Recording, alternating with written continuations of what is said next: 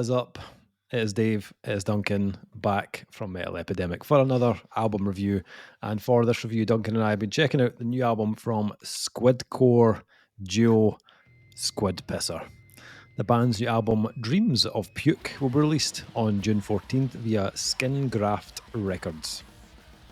So, Squid Pisser, the audacious purveyors known for their electrifying fusion of hardcore punk and avant-garde grindcore, emerged from the fetid depths with their latest offering, Dreams of Puke, following the seismic shockwaves of their Vaporize a Neighbour EP and comic book set, and the visceral gut punch of their Vaporize a Tadpole collection.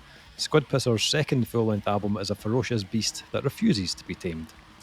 Weighing in at a meaty 12 songs and cut at a lean 45 revolutions per minute, Dreams of Puke is a sonic juggernaut that grabs you by the throat and never lets go. The writing sessions for this album resulted in about 100 songs. Explains Tommy. Demos, seedlings and scraps were strewn about everywhere. Then Seth and I assembled them into a viable and tangible fruition. The album was recorded between September 2021 and February 2022 at Castle Barf Studios, aka Dolphin Fucker Studios, in North Hollywood, California, by Tommy Meehan, and at the Seahorse Sound Studios in California by Cameron Acosta. It was produced by Tommy Meehan, mixed by Steve Evans, then mastered by Alan Douches at West Side Mastering. So we were trying to figure this out before we hit record on when this was actually done. Was it recorded at the same time as the first album? Or I know it's been mixed by someone different, by Steve Evans rather than Kurt Ballou. It makes sense. So if you've got one ready, you hand it to maybe who has time, or you maybe try that way and then you try a different flavour after that, or we don't know, the record label could have had a sway in who originally was selected to do the... It sounds like if it was recorded in between 2021 and February 2022, then this is from the same... Probably the same. Bulk, yeah. Yeah, interesting. Yes, the kings of Squidcore have returned, Duncan. Squid Pisser. To be fair, they're the only kings of Squidcore, to be honest. It's easy. Was it what they say in the land of the blind, the man with one eye is king. You know, and in the land of Squidcore, the band that are squids are the only Squidcore are king. So yeah, like, who's arguing that crowd? Not me. We reviewed the previous album, My Tadpole Legion. Check it out on YouTube. And I initially chose this album to review because we had kind of context. We knew kind of roughly what to expect. It was going to be short, which also helps. It does. And then when I went back and I listened to My Tadpole Legion, I was like, wait a minute, this album has pretty much it's just constant guests on this album, apart from one track, I think. Almost every single song on the first one had guests from all over the shop. They had like a plethora of guests that just appeared to apparently just do the things the band were like, we'll just craft the songs together. You just come in and sing on this one? Cool, awesome, do it. This album has no guests that I know of. There's nothing mentioned about any guests on the album, so I actually wasn't really sure what this was going to sound like, to be honest. I also didn't know, this was just something that I came across, that the guitarist and vocalist Tommy is also the guitarist in Guar. But knowing that now kind of is starting to make sense. A lot of things are making sense about this band. As I said, I went back and I listened to My Tadpole Legion just to kind of remind myself of the insanity of it. It was 9 tracks, I think, about 19 minutes long. This one, they've went an extra 90 seconds on this album. Yeah, but they have when, there's at least 2, very, very quick. You could probably take them off this album tracks. Yeah. Which I think would clock in about the same amount of time and bring it in about the 9 songs as well. So 12 tracks on this one from Squid Pisser. Yeah, I think like on the last one was a riot. Like it kind of felt like they were just throwing everything at the wall, stylistically. But it weirdly worked for the band. It was still like they were still very precise at what they do. I think I liked it more than you did, if memory serves. I think you did. I think you scored it slightly higher. Which is unusual for like in grindcore. That's your bag, right? Yeah. I like occasionally dabble a toe, but it's about a toe and nothing else. And I think we're at the end of it, and I was like, yeah, I'm kind of high on life. Kind of like this one. I think what was the other grindcore? It's like a veteran grindcore band released an album. See You Next Tuesday.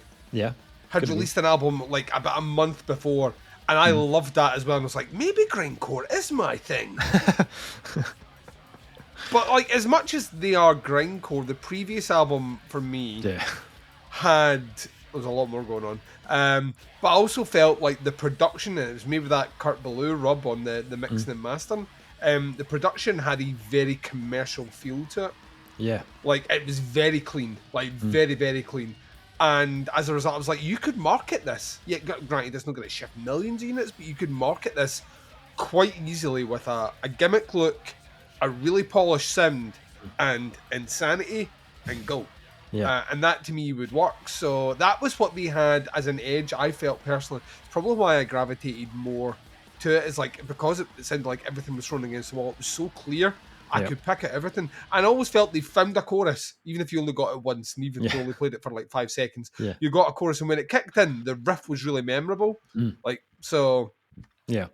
I was curious because sometimes bands on a second album go the other way. They're like that. Well, now we're in the door. This is what we really like. You know, 19-minute songs. Like, Doom band? What? You know, like, so... So what did you think? What did you make of this one then? Weirdly, this one's even more commercial sounding. Like, in terms of the production, this sounds cleaner. Like, which I did not think was possible. It's got a very refined, very polished sound, which aids it because this one is. I would just. There's more going on. Specifically on the guitar techniques in this are fucking batshit. Like, there's slides and I think potentially glass slides and like weird pitch bends and fucking punky riffs and jaggy inverted like to the point where I was like, maybe this guy is a squid. Like, maybe that's why I could play his guitar at this, and that's the only reason the drums would be that fast. So, funnily enough, I think this album. Like, the first thing about it is the artwork for this one is ridiculous, right? It's like a kid's painting that if your kid brought this back from like school, from nursery or primary school and brought this into you, the kid would be going away for a wee while in a padded room. You know what I mean? Like, people would be coming to take the kid away for a wee while. Yeah. And then they come back, you know, a wee bit after. And you'd have to probably keep an eye on them for the rest of their lives. It's like someone... like vomited like the alien from They Live on the screen, and then painted like a bunch of people that just look all very weird. Kind of remind me, there's a fucking phenomenal quirky movie directed by Don Coscarelli called John Dies at the End. It's based on an almost unfilmable book that the director managed to film.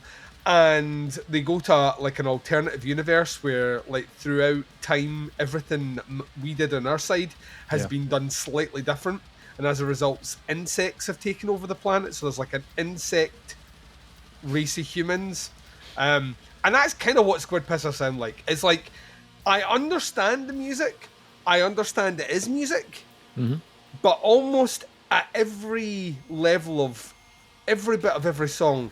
The thing I would do is not what the band does. It's like they go the other direction. It's like a choose your own adventure, where whatever Duncan would pick, they can see and they're like, that will go the other one. It's like the movie Yes Man if it was not Duncan's choice.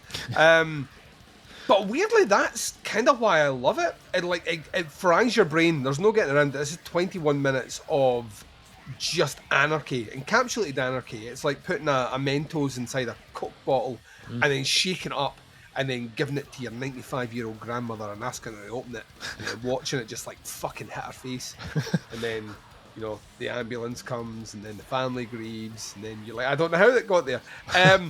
It really is. It's like bottled anarchy, and every single song is shaken up and then opened in your face, and you're like a fucking weird like grindcore bukkake, like right in your jaw. Kind of looks like what's happening on the album artwork, to be honest. It is like so CD. It's unbelievable. If you don't know what I'll be in the picture frame. above. That's what I was looking at. Every time I looked down at my phone, that's what was there when I was listening to this album. I was just like, that's not right. Yeah. I also thought to myself, Dave sometimes takes album artwork and uses his wallpaper on his phone. I was like, not this time, Satan. Not this time. I really like this. In fact, I would go one step further and say I actually prefer this over the previous release. Okay. I think it's kind of twofold. One, I think I prefer the overall production in this one a little bit better. I think, like, when it's like, if you're listening to a track like Virus Assholes, which is like like at times, like especially when that track kicks off, which I don't know if it's the version that we've got or it's just how it's been recorded. There's a lip over from Kill All Your Friends, which is track 2. Where like the final stab of that actually is in track 3, which makes me think it's probably been recorded as one long track and they've cut it. But I actually really love the idea that stab starts in the next song, because it completely disorientates you when you're flipping through. But when you listen to Virus Assholes, it starts there, like right in your face. And once the anarchy like kind of settles a little bit and you start getting like the fucking insane guitar playing and all the stuff that happens in the background, it goes from there to about, it's not great for an audio like thing if you're listening, it started off right in my dish and then went about a good 5-6 inches away from, like a cock's length, like an average man's cock's length away from your face. And that's where it remained. It breaks up, and it's a technique that's used quite a lot in the album, where when everything locks in to like insanity, where there's claustrophobic, no space at all in the soundscape, it feels like it's right in front of you. And then the band will drop a few things and then pick up a different rhythm, tempo, like style. And when it does that, the whole production opens in an interesting way where you feel yourself kind of being brought into it before it smacks you again. And it is so well done. The thing that was, I'm glad that we've kind of guessed here, because we have no backup evidence that there's no guest vocals here, because the previous one I said to you, I don't know how this will work live. If you've got so many guest vocalists, how do you do this live? Because the guest vocalists they picked are not all in the same cadence or register. So that to me was going to be always a kind of, how do they do it live? This one, if they don't have it, and I feel they don't, because I get the feeling that there's a more consistent approach to the vocals here, they don't need it. The vocals are fucking perfect on this one. It's lost a lot of the catchier hooks that the guest vocalist brought at times. I think the Necrogoblicon vocalist who appeared on the previous one has a more, it's not melodic, but there's a tonal aspect to their voice which adds things. You don't get that. So as a result, it's up to the guitars to really fill in some of those moments where you've been hit with like weird things, and then a punky riff comes in, but it's got a hook and it grabs you, pulls you in. I think there's more quirk on this as well, just because I want to say the word felching, because I'm a kid at heart, and I've not used that word since I was like 18. I was like, do you know what felching is? My friends were like, let's not hang out anymore. Felching Your God is like a 54-minute, just like, it's like an outtake from a Dillinger sound check. It's like, instead of doing what a lot of grindcore bands do with shorter tracks, which is give you like the fastest, most ridiculous thing possible, Felching Your God is probably the most conventional track on here in terms of it's straight down the line, it's not particularly fast, it's 4/4, and it's like kind of dueling guitar playing, but it kind of works with almost kind of aggressive spoken word tone. It's really, really, really cool. And once you get your head around the fact that Squid Pisser are a band that, like we say, throws everything against the wall and sees what sticks, and you kind of understand, and you'll get this very quick. By the end of the first listen, you're going to be tired. Want a wee lie down. but weirdly you're going to want to go back through it again. And by about the third listen, I think I've found out what it is that Squid Pisser do that a lot of grindcore bands don't do for me, and it's why I can't get into them. I think Squid Pisser bring a huge amount of dexterity in the styles that they bring. I think the best grindcore bands do that. You listen to Pig Destroyer, for example. Pig Destroyer are a band that are constantly reinventing their sound. That's not to say that like all of a sudden there's like fucking Gregorian chant in the background. Not like that at all. It's just they're a band that kind of knows what their sound is and they know what their atmosphere is, and that allows them to be a bit more thrashy at times or really kind of sludgy at times. Squid Pisser are a band that like really only have one tempo, and that tempo is fast as fuck. But they managed to co-opt a lot of different styles into that fast as fuck, so it doesn't sound like generic grindcore, which is basically this could just be one song and 10 minutes long, and that's the album. This, like, to the point where you can actually pick out songs, like easily pick out songs and go, I mentioned like 2 or 3 already, where I clearly remember what they sound like, and I haven't listened to this album in 2 days now. And I think this one, I remember us talking about the previous album. I think our big concern overall was maybe by the end, there was a bit of kind of, you know, you were kind of, this is longer. I don't feel that happens on this album as much. Like, I get to the end of this one and I kind of feel shell-shocked, but not in the point where I feel like the back half of the album is just regurgitating the first half of the album. I think they're still, like, bringing in new techniques, new tricks, and new ideas at the back half of the album that are just as equal as interesting as the first. Squid Pisser are always going to be a band where it's difficult to recommend, right, to anyone, right? Because one, you have to say, no, it's the name of a band. They're called Squid Pisser. And by the way, the album's called Dreams of Puke. Here's the album artwork. Sure, you don't want to listen to it? I mean, they go out their way to be very uncommercial, but their sound is the opposite of that. I think the production and the way it's constructed and the way they do things, and clearly their sense of humour, is kind of almost designed for buy into the joke and you'll enjoy it. I think that they can. If this was written at the same time as the previous one, right, which we assume it was, that means that in the 2.5 years that they've been a band, they've put out 2 fucking full-length albums, 1 EP, and there's a good chance that they have a ton of material which we've just never heard yet. And that's exciting. I think there's a time and a place for a band like this, and I'm curious. I still think Squid Pisser have the potential to rise up another level.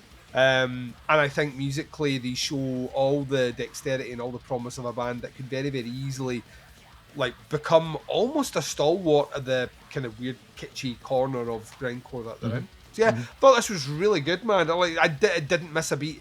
It's their second album. The concern was always that they do something that makes you go, no, you were fine before. That didn't happen on this one. If anything, I think they've actually picked a good crop of songs which are refined in. I've realised I've almost talked about the length of this album. I could be a Squid Pisser album in terms of review.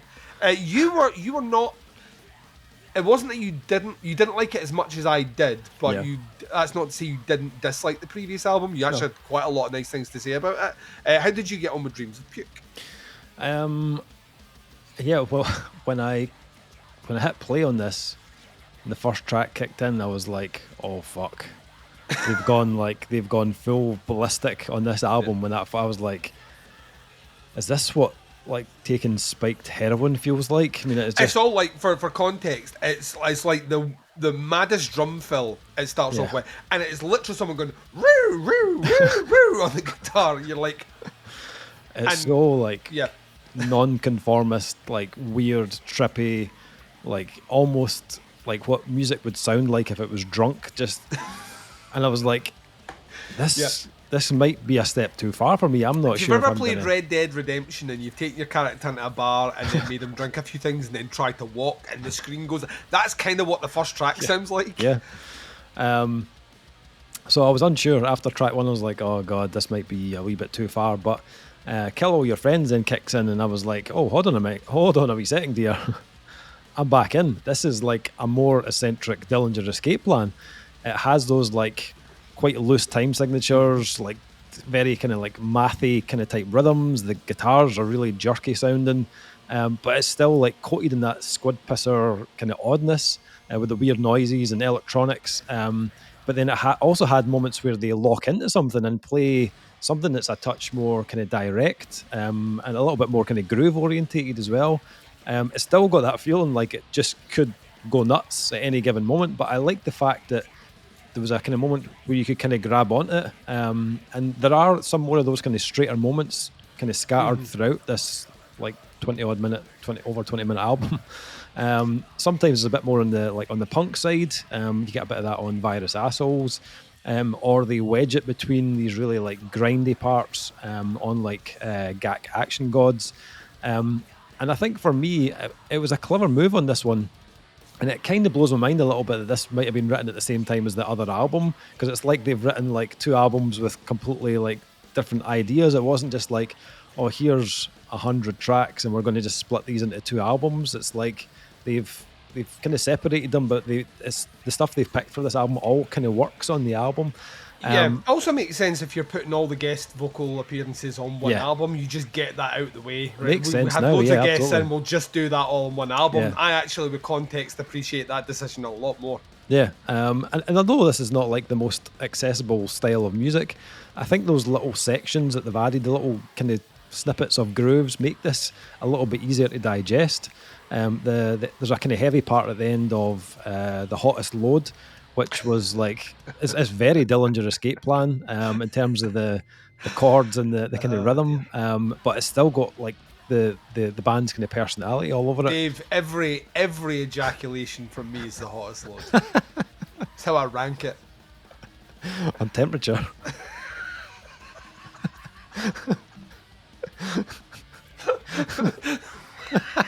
Practically volcanic.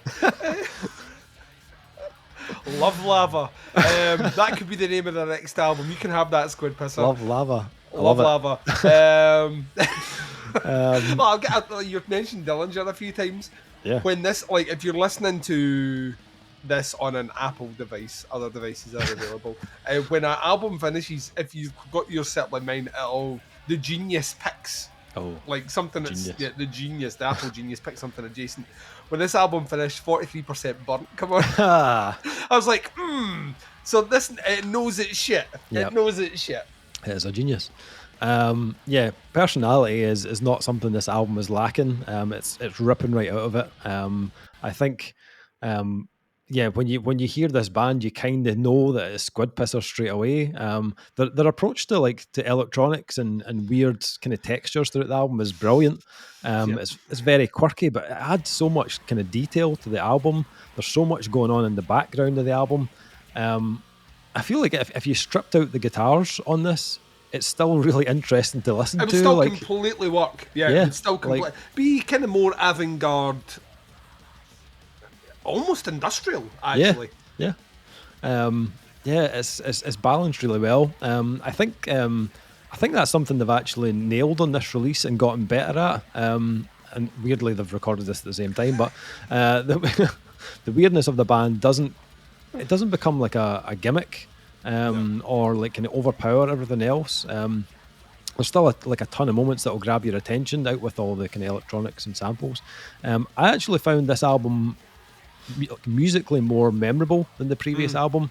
I think the last one was probably more kind of vocal hook heavy than this one, as you kind of mentioned earlier with all the guests and stuff. But I think Dreams of Puke for me was an album that I wanted to come back to because the kind of playing and the riffs were just cool as fuck on this release.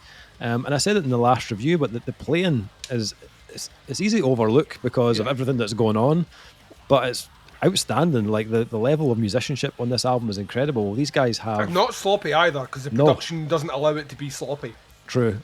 They've got like ridiculous playing chops. Seth is an unbelievable drummer. Like some of the playing on this is mind blowing. For a drummer myself, it's really, really fascinating to listen to.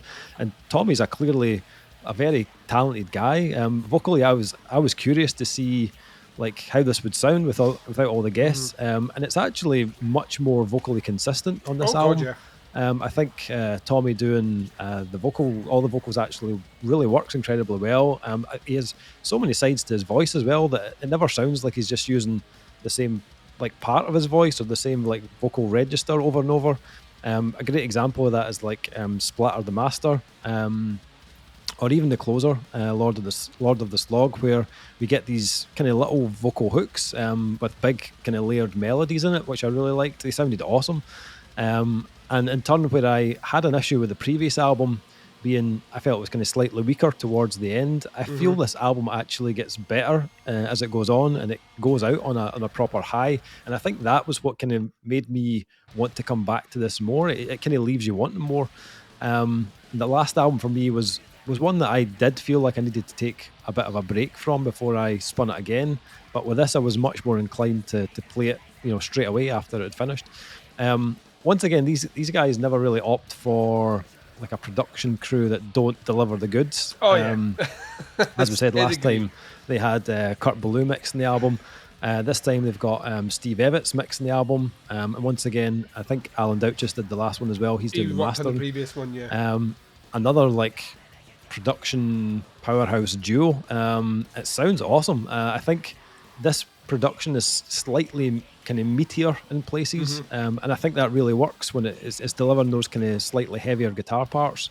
The last album, although it was heavy, it was a different kind of type of heavy to Dreams of Puke, which I feel is a slightly more metal in places than the previous one. But yeah, I feel like this was slightly more my tempo than the last one. I did enjoy this one more than the previous release. What we're thinking scores on Dreams of Puke? So I'm trying to recall. I think I gave the previous album 4. I think you were Isabel and you were 0.5 below me, so 3.5. And this is better, so there's absolutely no way in good conscience I couldn't give this less than a 4.5. So 4.5 is where I'm landing. Yeah. Yes, I was a 3.5. I'm going up to a 4 out of 5 on this one. I kind of love that these guys are still just churning out like plenty of tunes and plenty of music. They are recording like nothing on earth. But I love that this one. Account, if they had 100 songs in the tank when they started, they've only released a quarter of that material now. Yeah, it's kind of nuts.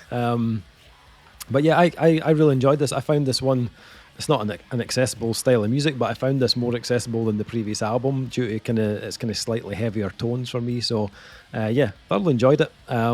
Squid Pisser's new album, Dreams of Puke. It was released on the 14th of June on SKiN GRAFT Records.